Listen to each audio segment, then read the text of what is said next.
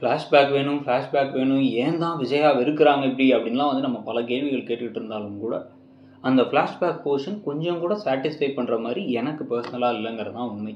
So இப்போ சிறகடிக்க ஆசை சீரியலில் எதனால் விஜயா முத்துவை வெறுக்கிறாங்கிறதுக்கான காரணத்தை இன்னைக்கு கடைசியாக காமிச்சிடுறாங்க. ஆனால் அதுக்கு முன்னாடியே வந்து பார்த்திங்க அப்படின்னா விஜயாவுடைய கேரக்டரே வந்து கொஞ்சம் கூட தன்னுடைய குழந்தையை புரிஞ்சுக்காத மாதிரி தான் இருக்குது. இப்போ அவர் கோவப்படுறாரு, அவர் வந்து டென்ஷன் ஆகிறாரு அப்படின்னா 6 வருஷமாக அவர் பிள்ளையை கொண்டு போய் கிராமத்தில் விட்டு வந்துட்டீங்க. உங்களோட நீங்கள் போய் பார்க்கவே பார்க்காம 6 வருஷம் கழிச்சு இங்கே வந்து அட்ஜஸ்ட் ஆகிறதுக்கு டைம் வேணும். குழந்தைங்க அவங்களுக்கு வந்து பயமாக இருக்குது, அந்த இடத்துல இருக்கிறதுக்கு வந்து என்ன பண்ணுறதுன்னு தெரியல அப்படின்னா அது கோவமாக தான் வெளிப்படுத்துவாங்க. ஏன்னா அதுங்களுக்கு அதுதான் தெரிஞ்ச எமோஷன். ஒன்று அழுமை, இல்லை எல்லாத்தையும் கீழே போட்டு உடைக்கிறது, ஏதாச்சும் ஒன்று பண்ணுறதுன்னு பண்ணிகிட்டு இருக்கு. அதுங்களுக்கு புரிய வச்சு நான் சாரிடான்னு சொல்லி கூட உட்காந்து பேசணும். ஆனால் அதெல்லாம் பண்ணாமல் சூடு வச்சிட்டாங்க. ஸோ சூடு வச்சதுக்கப்புறமா கரெக்டாக வந்து இவர் என்ன பண்ணுறாரு, உடனே பாட்டி கால் பண்ணி, பாட்டி எனக்கு சூடு வச்சிட்டாங்க அம்மாங்க. உடனே வந்து அவன் கேரக்டரே சரியில்லை, அவன்கிட்ட அப்போவே சொன்னேன் ஒழுங்காக வளருங்கன்னு சொல்லிட்டு அப்படின்னு சொல்லிட்டு வந்து இவங்க விஜயா சொன்ன உடனே செம்ம கடுப்பாயிட்டாங்க பாட்டி. அவ்வளோ ஒழுங்காக வளர்க்கணும் அப்படின்னா வந்து நீயே வளர்த்துருக்க வேண்டியதானே, எதுக்கு வந்து என்ன வந்து வளர்க்க சொன்னேன், எங்கே வந்து விட்டுட்டு போனேன் அப்படின்னு வந்து கோவப்பட, நான் அப்புறம் பேசுகிறேன்னா அவங்க ஃபோனை வச்சிடுறாங்க. இதுக்கு நடுவில் இதை வந்து அண்ணாமலைட்டின்னு சொன்னால் அண்ணாமலை கோவப்படுறாரு. கோவப்பட்டு ஏன் இந்த மாதிரி நடந்துக்கிற அப்படின்னா இவனை தான் இங்கே இருக்க விருப்பம் இல்லை, அவனை கொண்டு போய் வீட்டிலே விட்டுருங்க, உங்கள் வீட்டில் விட்டுருங்க அப்படின்னா அப்படிலாம் விட முடியாதுங்கிறாங்க.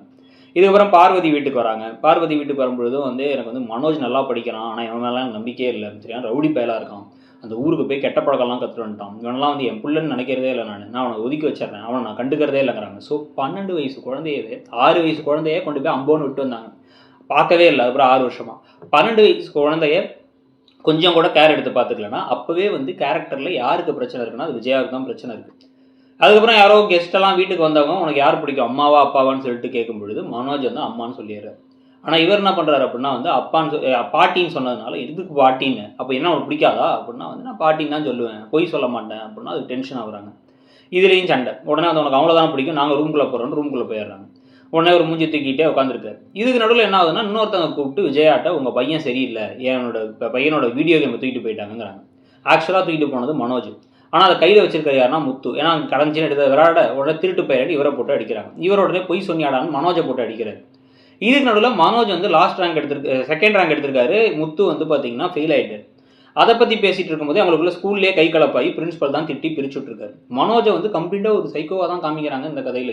இப்போ இருக்க மனோஜ் கூட வந்து வேறு, அப்போ இருக்கிற மனோஜ் வேறு மாதிரி காமிக்கிறாங்க.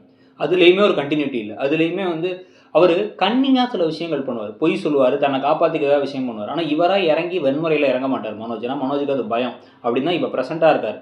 ஆனால் பாஸ்ட்டில் வந்து காமிக்கும் பொழுது அந்த கதை எழுதும் போது கூட வந்து ஒரு யூனிஃபார்மாக எழுதாமல் அது ஏதோ சம்மந்தமே இல்லாத ஒரு கேரக்டர் மாதிரி இருக்குது. அந்த மனோஜுக்கு இப்போ இருக்க மனோஜுக்கு சம்மந்தம் இல்லாத மாதிரி இருக்குது. அவர் என்ன பண்ணுறாராம், ஃபஸ்ட் ரேங்க் எடுத்த பையனை போட்டு அடித்து மிரட்டி புக்கெல்லாம் கிழிச்சு போட்டு நீ வந்து தெரிஞ்சால் கூட தெரியலன்னு தான் சொல்லணும், நீ ஃபஸ்ட் ரேங்க் எடுக்கக்கூடாதுன்னு சொல்லுவாராம். இந்த மாதிரிலாம் மனோஜ் பண்ணவே மாட்டார் இப்போ இருக்க மனோஜ். அப்பவும் பண்ணியிருக்க வாய்ப்பே இல்லை. அந்த கேரக்டர் அங்கேருந்து தான் வளர்ந்து வந்திருக்கணும். ஆனாலும் வந்து எழுதிட்டாங்க. உடனே இதுக்கு உடனே வந்து பிரின்ஸிபல் திட்டினதுக்கப்புறமா என்ன முத்து வந்து கேள்வி கேட்டு அதை போய் போட்டு கொடுத்து பிரச்சனையாக திட்டின உடனே மேலேருந்து கல் எடுத்து பிரின்ஸிபல் மேலே மண்டையில் போட்டுறாங்க. அதை வந்து என்னன்னு எட்டி பார்த்த முத்து மாட்டிக்கிறார். ஸோ முத்து மாட்டிக்கிட்டு முத்து உடனே வந்து நீ தான் பண்ணன்னு சொல்லி பிடிச்சி அப்புறம் வந்து விஜயா வர வைக்க, இவன் கிராமத்தில் வளர்ந்தவன், இவன் அப்படி தான் இருப்பான், என் புள்ளெல்லாம் தங்கம் அப்படின்னு அவங்க மனோஜை சொல்ல, கடைசியில் மனோஜ் செஞ்ச விஷயத்துக்கு முத்து வந்து பழி ஏற்றுக்கிறாரு.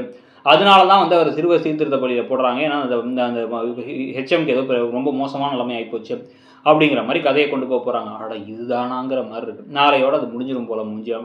மிஞ்சி போனால் ஃப்ளாஷ்பேக் போர்ஷன் அப்படின்ட்டு இருக்கு. என்னென்னவோ எதிர்பார்த்தோம் அந்த கதையில், ஆனால் அது இப்படி இருக்கும் அப்படின்னு நம்ம நினைக்கல. ஸோ உங்களுக்கு என்ன தோணுது, இல்லை உங்களுக்கு ஒரு வேலை நல்லா தான் இருக்குது அப்படின்னு நினைக்கிறீங்களா? இதையும் போய் மீனா கிட்ட சொல்கிறதுக்கு பதிலாக இதை எல்லாரும் முன்னாடியும் சொல்லி இவங்களுக்காச்சும் விஜயாவுக்காச்சும் புரிய வைக்கலாம், இதை பண்ணலை அப்படின்ட்டு. தப்பான பழி ஏற்றுட்டு அவர் போய் உட்காந்துருந்தாருங்கிறதையாவது புரிய வைக்கலாம். அதுவும் நடக்கலைங்கிறத பற்றி உங்கள் கருத்து என்னங்கிறத சொல்லுங்கள். தேங்க்யூ.